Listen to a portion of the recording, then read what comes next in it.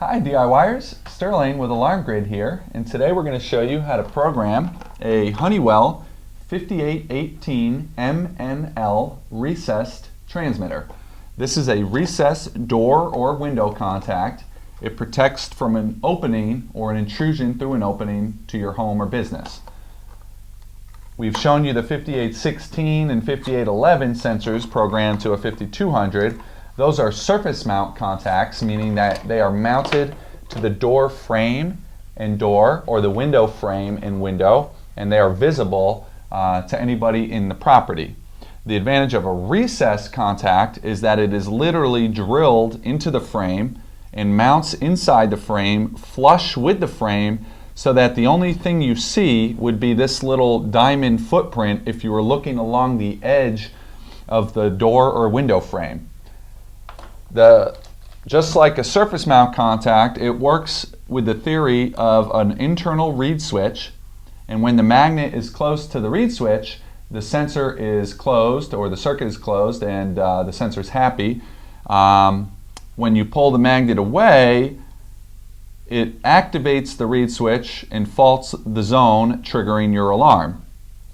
So it's the same theory as a surface mount, but it gives a nicer decor because this small little circle recessed into your door or your window, and then your contact recessed into your frame. Again, these little footprints would be the only thing you would see when this is mounted, and you would only see that if you were looking along the edge of the door or the edge of the frame, or let's say you had a window where it slides. You could insert this into the bottom edge of the window, and when the window closes it would be in line, and you would only see this on the bottom edge of the frame, or this if you're looking up at the top of the edge of the window. Obviously a little bit more complicated installation. Surface mount is easy. You can slap it up with the double-sided tape or screw it in. This one you've got to be a little more handy. Perhaps you use a handyman to drill this body into the door and mount it. Be careful about your depths so that you're not, drilling into a window and cracking your window. That would be very bad. So before you ever look to use one of these types of sensors, you want to make sure the dimensions are going to fit for your particular door or window. The sensor comes with the body, comes with a AAA lithium battery, which installs inside here, and then you have your magnet. You also get some mounting screws which you can use to drill into your frame so that they sit nice and flat, and this thing's not going to pop out when it's in use.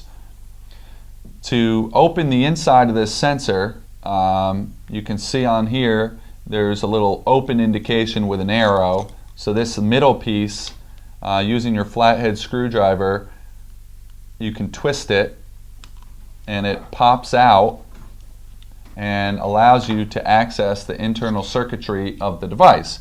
So really this is just a plastic dowel or a plastic casing for this circuit, which is the actual wireless transmitter.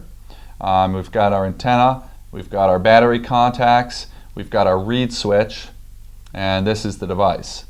It's got the model number 5818MNL, and it gives you the nice indication of positive and negative contact. The positive to off to the right, so we insert our battery, negative to the left, positive to the right, and it sits in nicely there.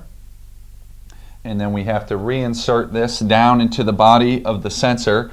It only fits one way. It won't fit this way, but it'll fit this way. So to know if it's this or this, it doesn't really matter. What's important though is that this little red piece, which is our reed switch, is going to be up towards the top. If we bury the reed switch down at the bottom, first of all, it doesn't install as well, but also then the magnet would not be activating the device. So again, when we install this, we want to make sure that the red piece is up towards the top, and we slide it down into place, and then we use our end cap and we twist it the opposite direction of the open arrow to close it. It latches with a little plastic tab on either side so that this thing will not pop out. And now we're ready, assuming this was installed, we're ready to enroll it. And you certainly don't have to install it before you enroll it. In fact, we normally recommend that you program all your sensors on the bench or on the table, and then once you know they're working, you take them to the location where you want to mount it, and you would do this and just make sure the sensor is faulting at the door location. Then you know the range is good to the door, and your final step would be to physically install it, and then at that point make sure it continues to work. That way you're not drilling into your door and finding out after the fact that you're too far away from the panel, or the door is metal, which is restricting the wireless signal. Again, testing it in advance will prevent you from putting holes in your door that would be hard to patch up if they don't work. So now that we have that all set up and we know how this device works, we're going to show you how to program it. Always from the home screen, it's Security, More, Tools. 4112 is our default installer code, and we now have the option to program the sensor. Program, we have the option then from Zones, and once we're into the Zones section of the programming, we can select our next available zone. We use the down arrow to see the next new zone, and we highlight it so it goes blue, and then we click Edit. Now we're in the particular Zone 11 programming screen, and we can program our 5818MNL sensor. Just like with all Honeywell sensors, we have a barcode sticker with a 7-digit serial number. This 0804097 is the number that learns this device to this system, so that when this goes off, it knows to activate here at the panel. First thing we have to do is enroll that serial number. And you can do that by typing it in, but then you're open to user code entry errors, and also we don't know that the sensor is actually working. So the other way to do it is to activate the device 3 times. I just mistakenly put the magnet too close there and you heard it beep. That was activation number 1. But if I close my door, aka bring my magnet in line with my sensor, and then open the door, you get an activation. Bring it back. Do it again. Activation number 2, you get the serial number and the loop number. Serial number will always match 0804097 because the panel was detecting this device automatically and thereby eliminating the chance of a user error. And then finally, one more activation, put it close, move it away, and our sensor is enrolled. So we have our serial number, our loop number, and the last thing we want to do, select our device type. In this case, our front door is a fancy door, and we did not want to see, we spent a lot of money on that door, we don't want to see a surface mount contact taken away from the decor of that door.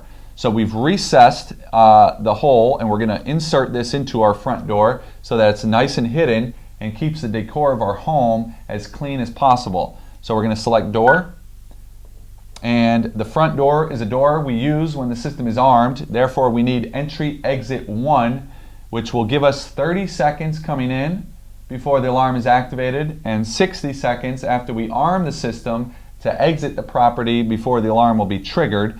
The only other option you might want is perimeter, and then if the door is opened and it's armed, it will be an instant alarm, no delay at all. So let's say if we were going to put this in our back door and we don't enter our home through the back door, perimeter is a better selection because now the criminal wouldn't have 30 seconds after they open the door before the alarm goes off.